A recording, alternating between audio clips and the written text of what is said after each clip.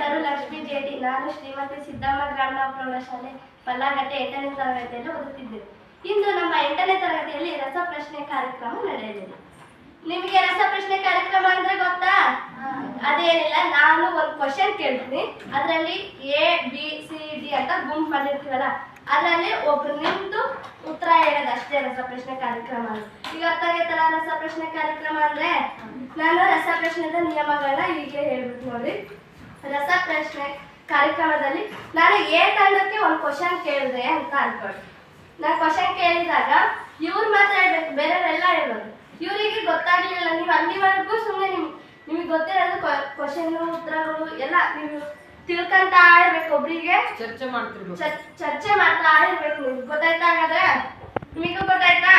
ಯಾರು ಕ್ವಶನ್ ಕೇಳಿರ್ತಾರೆ ನಾನು ಅವರೇ ಉತ್ತರ ಹೇಳಿದ್ರೆ 2 ಅಂಕ.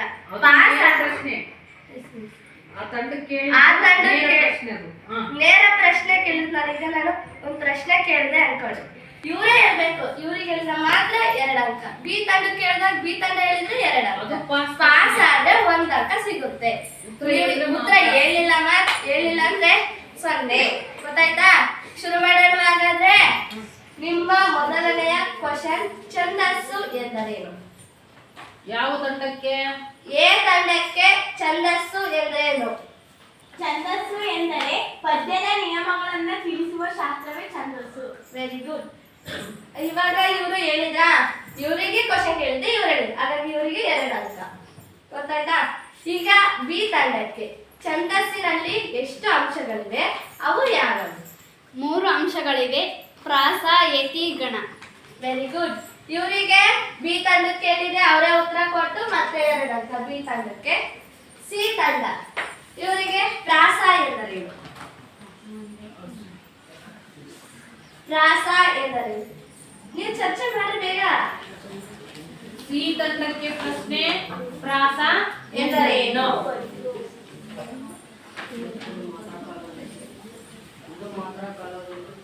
ನಿಮ್ಮ ಉತ್ತರ ತಪ್ಪು. ಪಾಸ್. ಡಿ ತಂಡಕ್ಕೆ ಪಾಸ್. ಪ್ರಾಸ ಎಂದರೇನು? ಗೊತ್ತಾಗ್ಲಿಲ್ಲ? ಚರ್ಚೆ ಮಾಡಿ ಬೇಗ. ಪ್ರಾಸ ಅಂದರೆ ಏನು? ಪ್ರಾಸ ಎಂದರೇನು? ಗೊತ್ತಾಗ್ಲಿಲ್ಲ? ಪಾಸ್ ಕೊಡ್ಬೋದಾ? ಎ ತಂಡಕ್ಕೆ ಪಾಸ ಉತ್ತರ ಹೇಳ್ತೀರಾ? ಉತ್ತರ ಹೇಳ್ತೀರಾ? ಪಾಸ್ ಕೊಡ್ಲಾ? ಪದ್ಯದ ಸಾಲಿನಲ್ಲಿ ಬರುವ 1ನೇ 2ನೇ ಸ್ವರವನ್ನು ಪ್ರಾಸ ಎಂದರೇನು? ಅರ್ಧ ತಪ್ಪು, ಅರ್ಧ ಕರೆಕ್ಟ್. ಹಾಗಾಗಿ ನಿಮಗೆ ಪಾಸ್ ಆಗಿದೆಯಲ್ಲ 1 ಮಾರ್ಕ್ಸ್ ಮಾತ್ರ ಸಿಗುತ್ತೆ. ಇವರಿಗೆ ಸಿ ಕ್ವಶನ್ಸ್ ಕೇಳಿದ್ದಲ್ಲ, ಇವ್ರು ಹೇಳಿದ್ರೆ 2 ಮಾರ್ಕ್ಸ್ ಸಿಗ್ತಿತ್ತು. ಪಾಸ್ ಆಗಿ ಬಂದಿದೆ, 1 ಅಂಕ ಸಿಗುತ್ತೆ. ಎ ತಂಡಕ್ಕೆ 1 ಅಂಕ. ಪ್ಲಸ್ 1 ಅಂತ ಬರಬೇಕು. 2 ಮುಂದೆ ಪ್ಲಸ್ ಹಾಕು. ಹತ್ರ ಹಾಕು ಸ್ವಲ್ಪ. 1. ಬಿ ತಂಡಕ್ಕೆ ಕ್ವಶನ್ ಕೇಳಲ್ಲ? ರೆಡಿ ಇದ್ದೀರಾ? ಸರಿ. ಒಂದು ನಿಮಿಷ ಲಕ್ಷ್ಮಿ. ಪ್ರಶ್ನೆ ಡಿ ತಂಡದವರಿಗೆ ಬರುತ್ತೆ. ಅಂದ್ರೆ ಈಗ ನಾನು ಯಾಕೆ ಗೊತ್ತಾ ಈ ತರ ಮಾಡಿದ್ದು, ಇವ್ರಿಗೆ ಪಾಸ್ ಕೊಟ್ರು, ಇವ್ರಿಗೆ ಯಾಕೆ ಬರ್ಲಿಲ್ಲ ಅಂತ ಅನ್ಕೋಬೇಡ್ರಿ. ಇವ್ರಿಗೆ ನೇರ ಪ್ರಶ್ನೆ ಕೇಳಿದ, ಇವ್ರು ಹೇಳಿದ್ರ, ಇವ್ರು ಹೇಳಕ್ ಆಗ್ಲಿಲ್ಲ, ಪಾಸ್ ಹೊತ್ತು. ಮತ್ತೆ ಅವ್ರ ಕ್ವಶನ್ ಅವ್ರಿಗೆ ಬೇಕಲ್ಲ, ಅವ್ರ ಕ್ವಶನ್ ಏನಂದ್ರೆ ಮಾತ್ರೆ ಎಂದರೇನು? ಡಿ ತಂಡದವರಿಗೆ ಮಾತ್ರೆ ಎಂದರೇನು? ಮಾತ್ರೆ ಎಂದರೇನು? ಮಾತ್ರೆ ಎಂದರೇನು? ಯಾರಾದ್ರೂ ಒಬ್ರು ಹೇಳ್ರಿ ಬೇಗ. ಟೈಮ್ ಓಡ್ತಾ ಇದೆ, ನಿಮ್ಗೋಸ್ಕರ ನಿಲ್ಲಲ್ಲ. ತಪ್ಪು. ನಿಮ್ಮ ಉತ್ತರ ತಪ್ಪು. ಪಾಸ್. ಎ ತಂಡದವರಿಗೆ ಮಾತ್ರೆ ಎಂದರೇನು? ಮಾತ್ರೆ ಎಂದರೇನು? ಒಂದು ಅಕ್ಷರವನ್ನು ಉಚ್ಚರಿಸಲ್ಪಡೋಕ್ಕೆ ತೆಗೆದುಕೊಳ್ಳುವ ಸಮಯ ಅಥವಾ ಕಾಲ. Very good. ಇವರಿಗೆ ಪಾಸ್ ಆಗಿದ್ದಕ್ಕೆ 1 ಅಂಕ ಸಿಗುತ್ತೆ.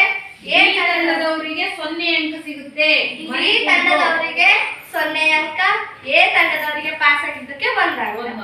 ಈಗ ಮತ್ತೆ ನೇರವಾಗಿ ಬರುತ್ತೆ ಇವರಿಗೆ ಕ್ವಶನ್. ಯತಿ ಎಂದರೇನು? ಯತಿ ಎಂದರೇನು? ಬೇಗ ಚರ್ಚೆ ಮಾಡಿ. ಸಮಯಾವಕಾಶ ಕಡಿಮೆ ಇರುತ್ತೆ. ಪದ್ಯದ ಕೊನೆಯಲ್ಲಿ ಪದ್ಯದಲ್ಲಿ ಇರಬೇಕಾದ್ರೆ ತಪ್ಪು. ಪಾಸ್. ಬಿ ತಂಡದವರಿಗೆ ಪಾಸ್. ಪದ್ಯವನ್ನು ಓದುವಾಗ ಅರ್ಥ ಕೆಟ್ಟೋಗದಂತೆ ನಿಲ್ಲಿಸುವ ಸ್ಥಳ. Very good. ಬಿ ತಂಡದವರಿಗೆ 1 ಅಂಕ, ಎ ತಂಡದವರಿಗೆ 0. ಹಾ. ಈಗ ಮತ್ತೆ ನೇರವಾಗಿ ಅವರಿಗೆ ಹೋಗುತ್ತೆ. ಬಿ ತಂಡದವರಿಗೆ ಪ್ರಶ್ನೆ ನೇರ ಪ್ರಶ್ನೆ. ನೇರ ಪ್ರಶ್ನೆ. ಗಣದ ಅರ್ಥವೇನು? ಗಣದ ಅರ್ಥ ಗುಂಪು. Very good. 2 ಅಂಕ. ಗಣ ಎಂದರೆ ಗುಂಪು ಪ್ಲಸ್ 2. ಗೊತ್ತಾಯ್ತಲ್ಲ ಗಣ ಅಂದ್ರೆ ಏನಂತ? ಗಣದ ಅರ್ಥ ಗುಂಪು ತಿಳ್ಕೊಂಡಿದ್ರಿ. ಮತ್ತೆ ಯಾವತ್ತಾದ್ರೂ ಕೇಳ್ಬೋದು. ಈಗ ಸಿ ತಂಡದವರಿಗೆ ಕ್ವಶನ್, ಮಾತ್ರೆಗಳಲ್ಲಿ ಎಷ್ಟು ವಿಧ, ಅವು ಯಾವ್ಯಾವು? ಮಾತ್ರೆಗಳಲ್ಲಿ ಎಷ್ಟು ವಿಧ, ಅವು ಯಾವ್ಯಾವು? ಬೇಗ, ಸಮಯಾವಕಾಶ ಕಡಿಮೆ ಇದೆ. ಚರ್ಚೆ ಮಾಡ್ರಿ. ಕರೆಕ್ಟ್ ಹೇಳು. ಮಾತ್ರೆಗಳಲ್ಲಿ ಎಷ್ಟು ವಿಧ, ಅವು ಯಾವುವು? ನಾನು ಮಾತ್ರೆ ಎಂದರೇನು, ಅದು ಎಂದರೇನು ಅಂತ ಕೇಳಿಲ್ಲ. ಮಾತ್ರೆಗಳಲ್ಲಿ ಎಷ್ಟು ವಿಧ, ಅವು ಯಾವ್ಯಾವು? Correct. ಅವು ಯಾವ್ಯಾವು?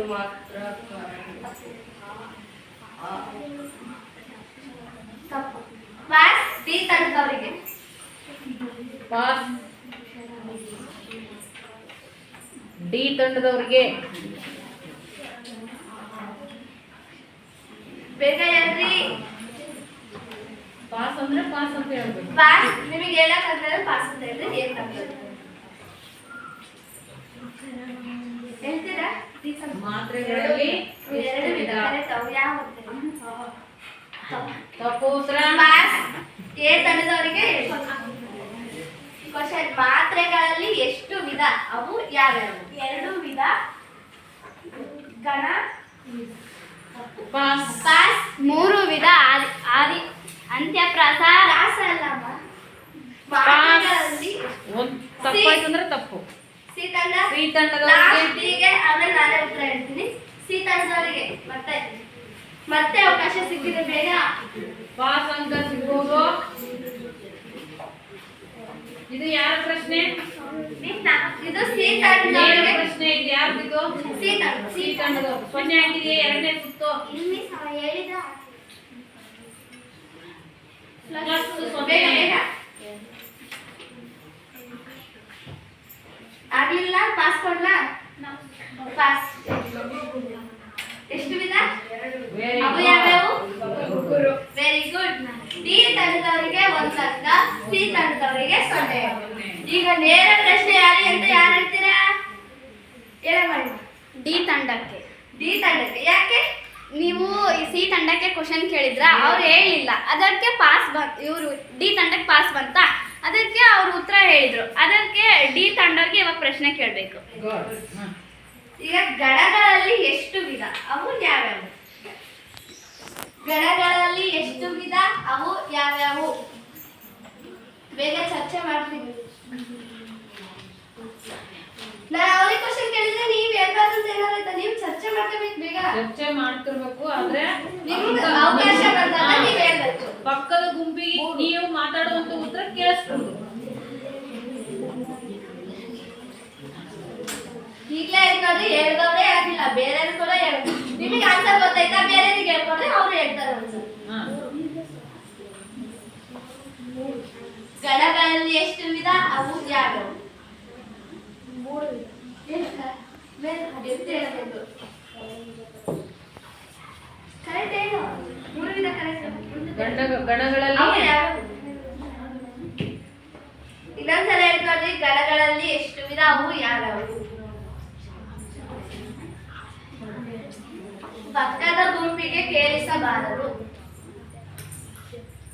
ಪಾಸ. A ತಂಡದವರಿಗೆ pass. ಗಣಗಳಲ್ಲಿ ಎಷ್ಟು ವಿಧ, ಅವು ಯಾವ್ಯಾವು? ಹೇಳ್ರಾ? ಗಣಗಳಲ್ಲಿ 3 ವಿಧ. ಅವು ಯಾವ್ಯಾವು ಅಂದ್ರೆ ಕರೆಕ್ಟ್. ಅಕ್ಷರ ಗಣ, ಆದಿ ಗಣ. ಒಂದು ಕರೆಕ್ಟ್. ಪಾಸ್. ಮುಗೀತು. ಹ. ನೆಕ್ಸ್ಟ್. ಬಿ ತಂಡದವರಿಗೆ ಬಿ ಪಾಸ್ ಆಗಿದೆ. ತಂಡದವರಿಗೆ ಗಣಗಳಲ್ಲಿ ಆದಿಪ್ರಾಸ ಅಂತ್ಯಪ್ರಾಸ ಮಧ್ಯಪ್ರಾಸ ಪ್ರಾಸ ತಪ್ಪು ಏನಮ್ಮ? ಉತ್ತರ. ಗಣ ಗಣ ತಪ್ಪು ಉತ್ತರ. ಆದಿಗಣ ತಪ್ಪು ಉತ್ತರ. ಸರಿ, ತಪ್ಪು ಸಿ ತಂಡದವರಿಗೆ ಮತ್ತೆ ಅವಕಾಶ ಸಿಕ್ಕಿದೆ. ಹೇಳಿ. ಗಣಗಳಲ್ಲಿ ಎಷ್ಟು ವಿಧ? ಅವು ಯಾವ್ಯಾವು? ಮೂರು ವಿಧ ಕರೆಕ್ಟ್. ಎಂಟು ಹೇಳ್ತಿಲ್ಲ ಅದ ಅವು ಯಾವ ಅಂತ ಹೇಳ್ತಾ ಇದ್ದಾರೆ. ತಪ್ಪು.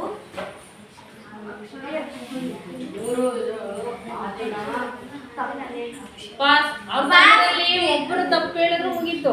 ಮತ್ತಂದ್ರೆ ಇನ್ನೊಬ್ರು ಎಬ್ಬಿಸ್ಬೇಡ. ಡಿ ತಂಡದವರಿಗೆ ಮತ್ತೆ ಅವಕಾಶ. ಬೇಗ ಹೇಳ್ರಿ. ಯಾರಾದ್ರೂ ಒಬ್ರು ಹೇಳ್ರಿ. ಇವ್ರಿಗಿಂತಾನೆ ಪ್ರಶ್ನೆ. ಡಿ ತಂಡದವರಿಗೆ ಪ್ರಶ್ನೆ ಕೇಳಿದ್ದೆ ನಾನು ಆಗ್ಲೇ. ಅವ್ರಿಗೆ ಮತ್ತೆ ಪಾಸ್ ಇರಲ್ಲ, ಅಲ್ಲಿ ಲಾಸ್ಟ್ ಆಗುತ್ತೆ.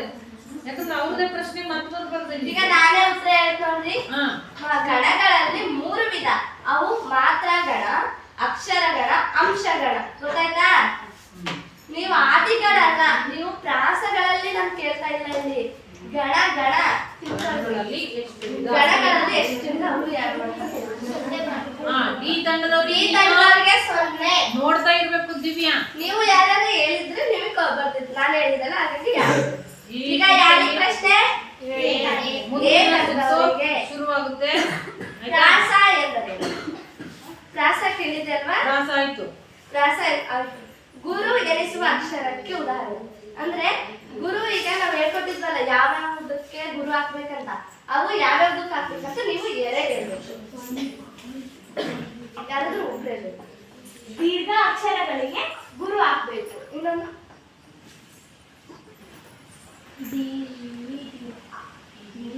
ಹಾಕೋದು. ಆ ಬರುತ್ತಲ್ಲ, ಫುಲ್ಲು ದೀರ್ಘ ಹೋಗುತ್ತಲ್ಲ, ಅದಕ್ಕೆ ದೀರ್ಘಾಕ್ಷರಗಳು. ಅದು ದೀರ್ಘ ಆಯ್ತು. ದೀರ್ಘ ಈ ಅಂತ ಬರುತ್ತೆ, ಅದು ಆಯ್ತು. ಇನ್ನೊಂದು ಹೇಳ್ಬೇಕು. ಇನ್ನೊಂದು ಉದಾಹರಣೆ ಅಂತ ಇನ್ನೊಂದು ಕೇಳ್ತು. ಉದಾಹರಣೆ ಕೇಳು. ಗೊತ್ತಾಗ್ಲಿಲ್ಲ. ಪಾಸ. ತಲೆಕಟ್ಟು ಇರೋದಕ್ಕೆ ತಲೆಕಟ್ಟು ಇಲ್ಲ. ಅಲ್ಲ, ಅದ್ರಲ್ಲಿ ಬೇರೆ ಯಾರಾದ್ರೂ ಇನ್ನೊಂದು ಉತ್ತರ ಕೊಡ್ಬೋದು, ಅವಕಾಶ ಇದೆ. ಗುರು ಎನಿಸುವ ಅಕ್ಷರಗಳು ಎರಡು ಉದಾಹರಣೆ. ಯಾವ್ಯಾವ್ದಕ್ಕೆ ಹಾಕ್ಬೇಕು ನಾವು ಗುರುನ ಅಂತ ಹೇಳ್ಬೇಕು. ನಿಮ್ ತಂಡದಲ್ಲಿ ಒಬ್ರು ಹೇಳಿದಾರೆ ಒಂದು, ಇನ್ನೊಂದು ಉದಾಹರಣೆ ಹೇಳಿ. ಯಾರಾದ್ರೂ ಹೇಳಿ. ಇವಾಗ ಕನ್ನಡ ಅಂತ ಇರುತ್ತೆ. ಕಾ ಫಸ್ಟ್ ಇರುತ್ತಲ್ಲ, ಬರೀ ಕಾ ಅದನ್ನ ಒಂದು ಒಂದ್ ನಿಮಿಷ ವಾಕ್ಯ ಪೂರ್ತಿ ಹೇಳಿ. ಇರುತ್ತಲ್ಲ. ಅವ್ಳು ಪೂರ್ತಿ ಹೇಳಿ. ಹೇಳು ಶೆಟ್ಟಮ್ಮ. ಕನ್ನಡ ಅಂತ ಇರುತ್ತಲ್ಲ ಪದ, ಆ ಪದಕ್ಕೆ ಕಾ ಬರುತ್ತಲ್ಲ, ಅದಕ್ಕೆ ಗಣ ಹಾಕ್ತೀವಿ, ಗುರು ಹಾಕ್ತೀವಿ. ಯಾಕೆ ಗುರುನೇ ಹಾಕ್ಬೇಕಂತ ಹೇಳಕ್ಕೆ ಇಲ್ಲಿ. ನಾವು ಗುರು ಯಾಕೆ ಅಕ್ಷರ ಹಾಕ್ತೀಯಾ? ಹಾಕ್ಬೇಕಂತ ಎಲ್ರಿಗೂ ಗೊತ್ತಿದೆ. ಆದ್ರೆ ಅದನ್ನೇ ಯಾಕೆ ಹಾಕ್ಬೇಕನ್ನೋದೇ ಇಲ್ಲಿ ಪ್ರಶ್ನೆ ಇರೋದು. ಗುರುನ ಯಾಕೆ ಹಾಕ್ಬೇಕು ಅಂತ. ಎಲ್ಲಿ ಹಾಕ್ಬೇಕು, ಯಾವ ಸಮಯದಲ್ಲಿ, ಯಾವಾಗ ಅಂತ ಇದೆ. ಈಗ ನೀನು ದೀರ್ಘಾಕ್ಷರಕ್ಕೆ ಗುರು ಅಂತ ಹೇಳಿದೆ. ಈಗ ಕಾ ಅಂತ ಇದ್ರೆ ಗುರು ಹಾಕ್ಬೇಕು. ಒಂದಾಯ್ತು. ಒಂದಾಗಿದೆ. ಇನ್ನೊಂದು ಹೇಳ್ಬೇಕು. ಯಾರು ಹೇಳ್ತೀರ? ವ್ಯಂಜನಾಕ್ಷರ ಇದ್ದಾಗ ವ್ಯಂಜನಾಕ್ಷರ ಸ್ವರದಲ್ಲಿ ಇಲ್ಲ ನೋಡು, ನೆನ್ಪು ಮಾಡ್ಕೊಳ್ಳಿ. ಒಂದ್ ನಿಮಿಷ ತಡಿ ಲಕ್ಷ್ಮಿ, ನಾನು ಅವ್ರಿಗೆ ಅರ್ಥ ಮಾಡಿಸ್ತೀನಿ. ಗುರು ಎನಿಸುವ ಅಕ್ಷರಗಳು ಅಂತ 6 ಸಂದರ್ಭಗಳು ಬರೆದಿದ್ದೆ ನಾನು.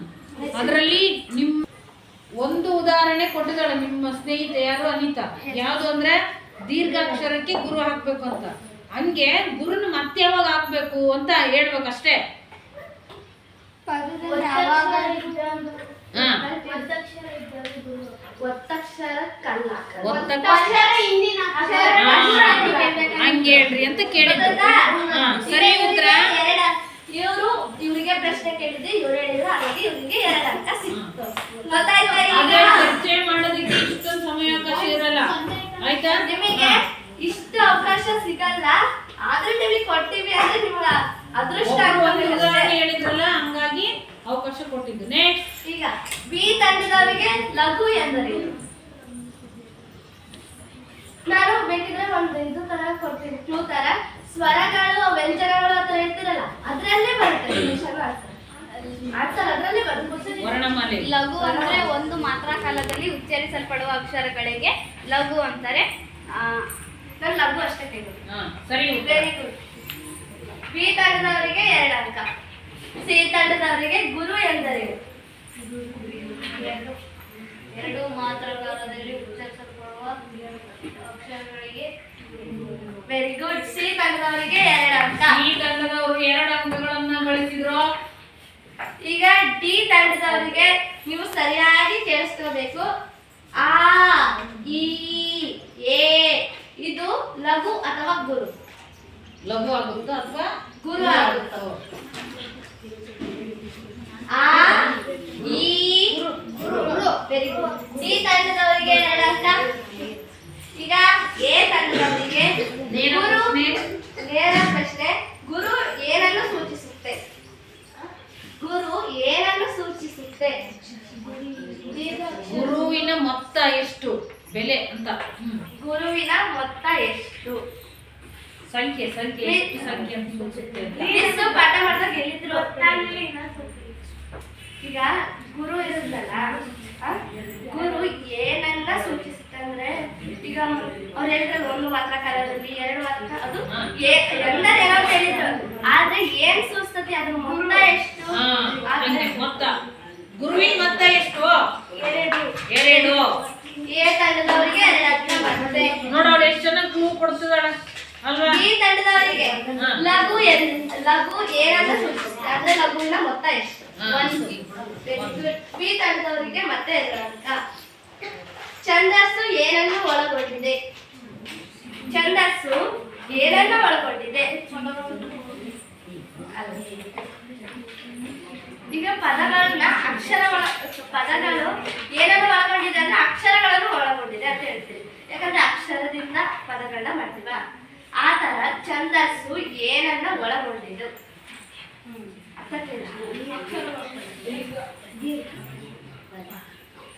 ಛಂದಸ್ಸು ಏನನ್ನು ಒಳಗೊಂಡಿದೆ? ನೇರ ಪ್ರಶ್ನೆನಾ? ಇವರಿಗೆ ನೇರ ಪ್ರಶ್ನೆ. 2 ಅಂಕ ಸಿಗುತ್ತೆ, ಬೇಗ ಹೇಳ್ಬೇಕು. ಛಂದಸ್ಸು ಏನನ್ನು ಒಳಗೊಂಡಿದೆ? ಅಲ್ಲಿವರೆಗೂ ಡಿ ಎ ಬಿ ಚರ್ಚೆ ಮಾಡ್ಕೋಬೇಕು. ಪಾಸ.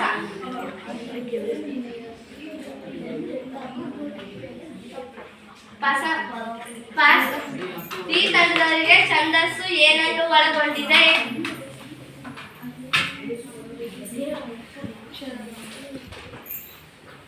ಪಾಸ್. ಗದ್ಯ ಮತ್ತು ಪದ್ಯವನ್ನು ತಪ್ಪು. ಗದ್ಯ ಪದ್ಯ ಒಳಗೊಂಡಿಲ್ಲ, 2 ಒಳಗೊಂಡಿಲ್ಲ. ಅದ್ರ ಕರೆಕ್ಟ್ ಹೇಳಿದ್ರೆ ಅದರಲ್ಲಿ 1 ಮಾತ್ರ ಒಳಗೊಂಡಿಲ್ಲ. ನೀವು ತಪ್ಪು ಹೇಳಿದ್ರೆ ಬಿ ತಂಡ. ಮೂಲಾಕ್ಷರಗಳು, ಸಂಯುಕ್ತಾಕ್ಷರಗಳು, ಗುಣಿತಾಕ್ಷರಗಳು. ಪಾಸ್. ಯಾರ ಪ್ರಶ್ನೆ ಇದು? ಯಾರು ಉತ್ತರ ಕೊಟ್ಟಿಲ್ಲ ಈ ಪ್ರಶ್ನೆ? ನಾನೇ ಹೇಳ್ತೀನಿ. ಛಂದಸ್ಸು ಪದ್ಯ ಮಾತ್ರ ಒಳಗೊಂಡಿದೆ, ಗದ್ಯ ಒಳಗೊಂಡಿಲ್ಲ, ಪದ್ಯ ಮಾತ್ರ ಅಂದ್ರೆ ಒಳಗೊಂಡಿಲ್ಲ. ಅರ್ಥ ಛಂದಸ್ಸು ಪ್ರಾರಂಭದಲ್ಲಿ ಪ್ರಶ್ನೆ ಕೇಳಿದ್ವು ಅಲ್ವಾ? ಛಂದಸ್ಸು ಅಂದ್ರೆ ಏನು ಅಂತ. ಉತ್ತರ ಏನು? ಪದ್ಯದ ನಿಯಮಗಳನ್ನು ತಿಳಿಸುವ ಶಾಸ್ತ್ರವೇ ಛಂದಸ್ಸು. ಆದ್ರೆ ವ್ಯಾಕರಣ ಮಾತ್ರ ಗದ್ಯ ಪದ್ಯ 2ಕ್ಕೂ ಸಂಬಂಧಪಡುತ್ತೆ. ಛಂದಸ್ಸು ಮಾತ್ರ ಪದ್ಯಕ್ಕೆ ಮಾತ್ರ ಸಂಬಂಧಪಡುತ್ತೆ ಅಂತ ಅದರ ಅರ್ಥ. ಅರ್ಥ ಆಯ್ತಾ? ಈಗ ಡಿ ತಂಡದವರಿಗೆ ಕ್ವಶನ್. ಇಲ್ಲಿವರೆಗೂ ಉತ್ತರ ಹೇಳಿರಲ್ಲ. ಈಗ ಏನ್ ಮಿಸ್ ಎಲ್ಲರೂ ಉತ್ತರ ಹೇಳಿದಾರ ಅದ್ರಲ್ಲೇ ಉತ್ತರ ಬರುತ್ತೆ. ವ್ಯಾಕರಣ ಏನನ್ನು ಒಳಗೊಂಡಿದೆ? ಛಂದಸ್ಸು ಏನನ್ನು ಒಳಗೊಂಡಿದೆ? ಪದ್ಯ. ಹಾಗಾದ್ರೆ ಇದು ವ್ಯಾಕರಣ ಏನನ್ನು ಒಳಗೊಂಡಿದೆ? ಡಿ ತಂಡದವರಿಗೆ ನೇರ ಪ್ರಶ್ನೆ. ಅಂದ್ರೆ ವ್ಯಾಕರಣ ಯಾವ್ದು ಸಂಬಂಧಪಡುತ್ತೆ ಅಂತ ಈಗಿನ ಹೇಳಿದ್ರು. ಎ ತಂಡ ಹೇಳಿದ್ರು, ಮಿಸ್ ಹೇಳಿದ್ರು. ಕರೆಕ್ಟ್ ಏನು? ಗದ್ಯ ಭಾಗ. ಇನ್ನೊಂದು 2 ಒಳಗೊಂಡಿದೆ, ಪದ್ಯ ಭಾಗ ಮತ್ತು ಗದ್ಯ. Very good. ಡಿ ತಂಡದವರಿಗೆ 2 ಅಂಕ. ಈಗ ಯಾರಿಗೆ? ವಿಭಕ್ತಿ ಪ್ರತ್ಯಯಗಳು ಯಾವುವು? ವಿಭಕ್ತಿ ಪ್ರತ್ಯಯಗಳು ಯಾವುವು? ನೀವು 6, 7, 8 ಇಲ್ಲಿವರೆಗೂ ಕಲಿತಿದ್ದೀರ. ಅದನ್ನ ನೀವು ಮೊದಲಿಂದನೂ ಕಲಿತಾ ಇದ್ದೀರಿ. ವ್ಯಾಕರಣ ಕಲಿತಿರಂದ್ರೆ ವಿಭಕ್ತಿ, ಮೂಲಾಕ್ಷರಗಳು ಎಲ್ಲ ಕಲಿತಾನೆ ಹೋಗ್ತಾರೆ. ಅದರಲ್ಲಿ ವ್ಯಾಕರಣದಲ್ಲಿ ಇದು ಒಂದು ಭಾಗ ಆಗಿದೆ. ಅನುಸ್ವರ, ವಿಸರ್ಗ. ವಿಭಕ್ತಿ ಪ್ರತ್ಯಯಗಳು. ಬಿ ತಂಡ. ಪ್ರಥಮವು, ದ್ವಿತೀಯ. ಸೊನ್ನೆ ಕೊಡ್ತಿಲ್ಲ ನೀನು, ಗಮನಿಸ್ತಿಲ್ಲ ನೀನು ದಿವ್ಯಾ.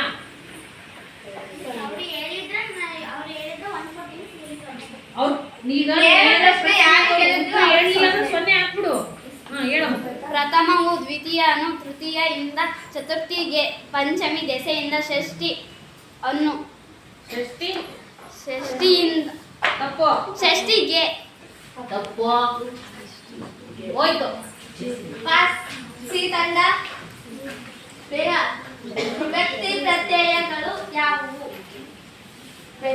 ಆಯ್ತು, ಟೈಮ್ ಓಡ್ತಾನೆ ಇದೆ. ಗೊತ್ತಾಗ್ಲಿಲ್ಲ. ಪಾಸ ಹೇಳ್ತೀರಾ? ಪಾಸ್. ಡಿ ತಂಡ ಎಲ್ಲರೂ ನೇರ ಕುತ್ಕೊಳ್ಳಿ. ನೀವೇನು ಮುದುಕ್ರ? ನೇರ ಇರ್ಬೇಕಿಲ್ಲ, ಗುಂಜನ ಡಿ ತಂಡ ಬೇಕಾ? ಹೇಮಾವತಿ ಅರ್ಧ ಹೇಳಿದ್ದು.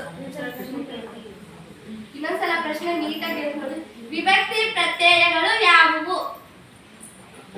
ಹೇಮಾವತಿ ಇವು ಏಕಂದವರು. ಬೇಗ ಗೊತ್ತಾಗ್ಲಿಲ್ಲ. ಪಾಸ್ ಇಲ್ಲ, ಇವರಿಗೆ ಕ್ವಶನ್ ಬಂದಿತ್ತಲ್ಲ ಅದು ಮಾಡಿ. ಪ್ರಥಮವು ದ್ವಿತೀಯನ್ನು, ತೃತೀಯಿಂದ ಚತುರ್ಥಿಗೆ, ಪಂಚಮಿ ದೆಸೆಯಿಂದ ಷಷ್ಠಿ ಆ ಸಪ್ತಮಿಯಲ್ಲಿ. ನೀವು ಎರಡು ಕರೆಕ್ಟ್ ಆಗಿದ್ರೆ ನಿಮಗೆ ಅಂಕ ಸಿಗೋದು. ಗೊತ್ತಾಯ್ತಾ? ವ್ಯಾಕರಣದಲ್ಲಿ ನಾವು ಮೊದಲು ಏನನ್ನ ಕಲಿತೀವಿ? ನಾವೀಗ ಛಂದಸ್ನಲ್ಲಿ ಮೊದಲೇ ಕಲಿತೀವಿ. ಛಂದಸ್ಸು ಅಂದ್ರೆ ಏನು? ಇದು ಅದರಲ್ಲಿ ಇವತ್ತು ಮಾತ್ರೆ ಅಂದ್ರೆ ಏನು ಈ ತರ ಕಲಿತೀವಲ್ಲ, ಹಾಗೆ ವ್ಯಾಕರಣದಲ್ಲಿ ಏನನ್ನ ಕಲಿತೀವಿ? ಬಿ ತಂಡದವರಿಗೆ ನೇರ ಪ್ರಶ್ನೆ. ಮೂಲ ಅಕ್ಷರಗಳನ್ನು ಕಲಿತೀವಿ. ಫಸ್ಟ್ ಮೊದಲು ಏನನ್ನ ಕಲಿತೀವಿ? ಮೂಲ ಅಕ್ಷರಗಳನ್ನು ಕಲಿತೀವಿ. ಬಿ ತಂಡದವರಿಗೆ 2 ಅಂಕ. ಈಗ ಸಿ ತಂಡದವರಿಗೆ ಮೂಲಾಕ್ಷರಗಳನ್ನ ಮೊದಲನೇದಾಗಿ ಕಲಿತೀವಿ ಅಂತ ಹೇಳಿದ್ರು. ಹಾಗೆ ವ್ಯಾಕರಣದಲ್ಲಿ ಎರಡನೇದಾಗಿ ಅದನ್ನು ಕಲಿತೀವಿ. ನೀವು ಟ್ಯೂಷನ್ಗೆ ಹೋಗಿರ್ಬೇಕಾದ್ರೆ ಹೇಳ್ಕೊಟ್ಟಿರ್ಬೋದು. ನಾವು ಸ್ಕೂಲಲ್ಲಿ ನಿಮಗೆ ಮೊದಲು ಕಲಿಸೋದೇ ಅಕ್ಷರಗಳು, ಮೂಲಾಕ್ಷರ ಅಂದ್ರೆ ವರ್ಣಮಾಲೆಗಳನ್ನ ನಿಮಗೆ ಕಲಿಸ್ತಾರೆ. ಎರಡನೇದಾಗಿ ಯಾವ್ದು ಕಲಿಸ್ತಾರೆ? ಅದು ಅದು ಬೇರೆ ಬರುತ್ತೆ. ಗೊತ್ತಾಗಿಲ್ಲ? ಪಾಸ ಒತ್ತಕ್ಷರ ಎದ್ದು ಒಬ್ರು ಹೇಳ್ಬೇಕು. Very good. ಒತ್ತಕ್ಷರ ಅದಕ್ಕೆ ಇನ್ನೊಂದು ಹೆಸರೇನೋ ಗೊತ್ತಾ? ಸಂಯುಕ್ತಾಕ್ಷರ. ನಾನು ಬರಿಬೇಕಂದ್ರೆ ಎಲ್ಲಾದ್ರೂ ಸಂಯುಕ್ತಾಕ್ಷರ ಅಂತ ಬರಿತೀವಿ, ನಮ್ಗೆ ಅರ್ಥ ಆಗಲ್ಲ ಅಂತ ಒತ್ತಕ್ಷರ ಅಂತ ಹೇಳ್ತೀವಿ. ಈಗ ಯಾರಿಗೆ? ಸಿ ತಂತ್ರವರಿಗೆ. ಪಾಸ್ ಪ್ರಶ್ನೆ ತಾನೇ ಅದು? ಬರಿಬಾರ್ದು ದಿವ್ಯಾ. ಈಗ ನೇರ ಪ್ರಶ್ನೆ ಯಾರಿಗೆ? ನೇರ ಪ್ರಶ್ನೆ ಯಾರಿಗೆ? ಇಲ್ಲ ನಾವು ಹೇಳಿದ್ವಿ ಮಿಸ್ ಫಸ್ಟ್ನೇ ಮೂಲಾಕ್ಷರಗಳು ಕಲಿತೀವಿ ಅಂತ. ಆಕೆ ಡೈರೆಕ್ಟ್ ಆಗಿ ಪ್ರಶ್ನೆ ಕೇಳಿದ್ವಿ. ಸರಿ. ಡಿ ತಂಡದವರಿಗೆ ವ್ಯಾಕರಣದಲ್ಲಿ ಮೂರನೇದಾಗಿ ಏನನ್ನ ಕಲಿತೀವಿ? ಒಂದನೇದು ಮೂಲಾಕ್ಷರ, ಎರಡನೇದು ಸಂಯುಕ್ತಾಕ್ಷರ, ನಾಲ್ಕನೇದು ಮೂರನೇದು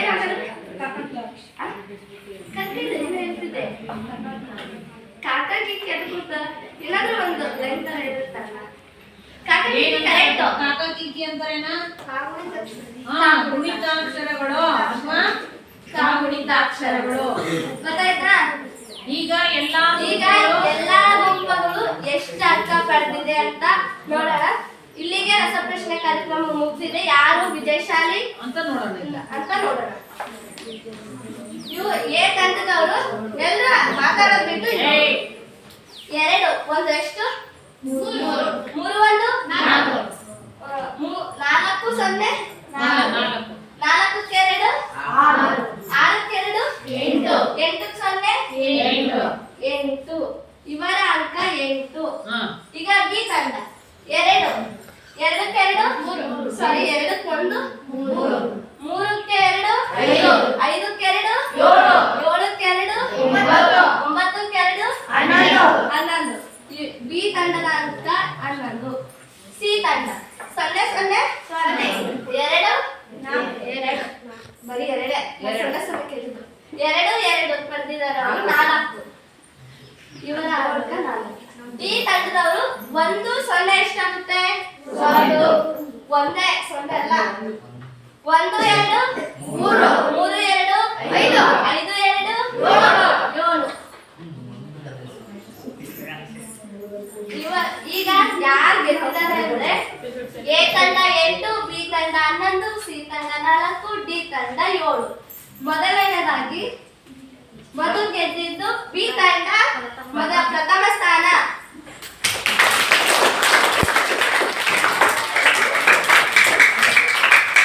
ನೀವು ಯಾರು ದುಃಖ ಪಡ್ಬೇಕಾಗಿಲ್ಲ. ಇಲ್ಲಿ ಏನ್ ಗೊತ್ತಾಯ್ತಂದ್ರೆ ನಿಮ್ಮಲ್ಲಿ ಎಷ್ಟು ತಿಳ್ಕೊಂತೀರಾ ಏನಿಲ್ಲ ಅನ್ನೋದೇ ಗೊತ್ತಾಗೋದಿಲ್ಲ.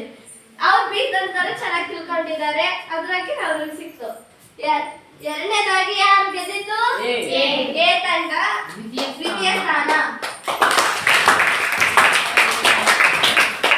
ತೃತೀಯ ಸ್ಥಾನ ಡಿ ತಂಡ. ನಾಲ್ಕನೇ ಸ್ಥಾನ ಪಡೆದಿರೋದು ಸಿ ತಂಡ.